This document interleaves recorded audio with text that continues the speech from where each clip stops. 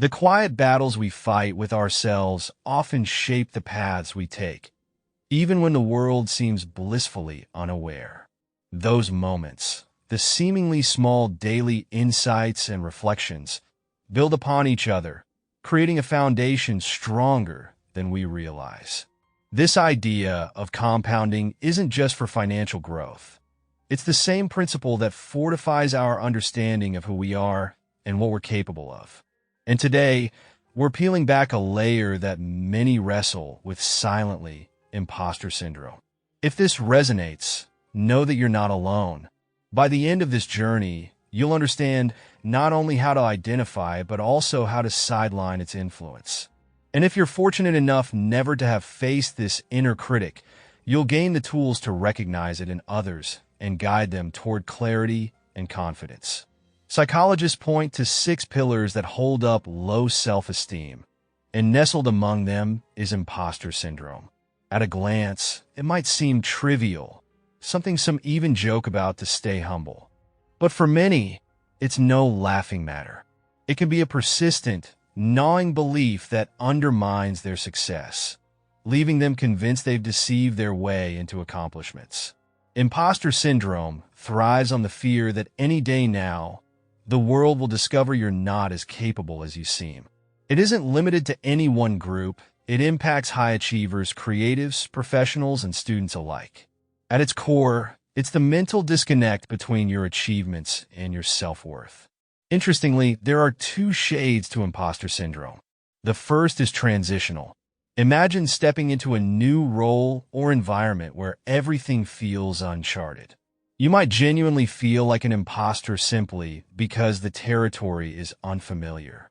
This kind of self-doubt is a natural byproduct of growth. As you acclimate, the fear dissipates, replaced by confidence in your evolving skill set. But the second type is far more insidious: persistent imposter syndrome.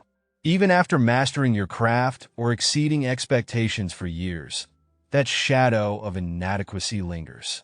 It has less to do with your ability and more with how you perceive your worth. It convinces you that no matter how much you accomplish, it's never enough. This deeper version of imposter syndrome is tied to a fragile self-esteem.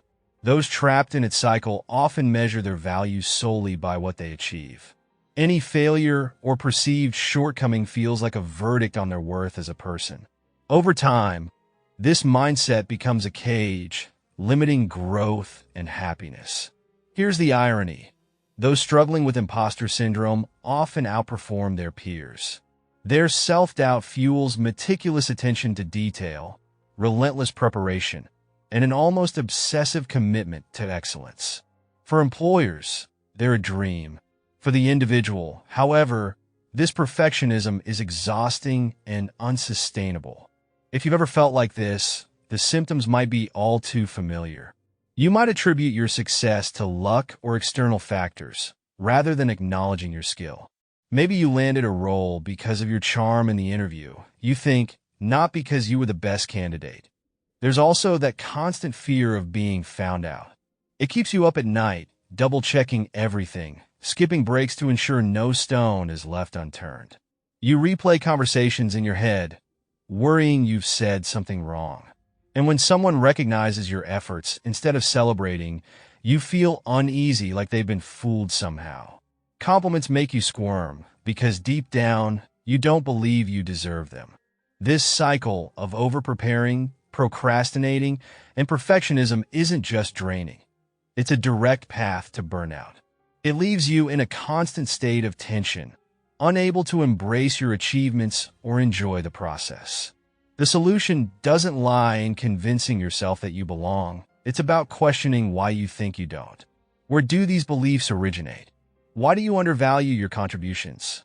This isn't just about boosting your confidence. It's about unraveling the root causes of your self-doubt.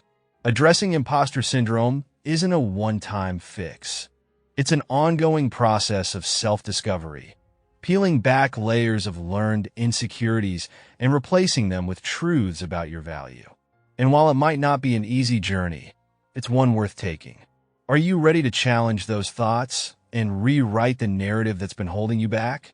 If so, let this be the start of a transformation. Because on the other side of this inner battle lies clarity, fulfillment, and the undeniable truth that you are, and always have been, enough.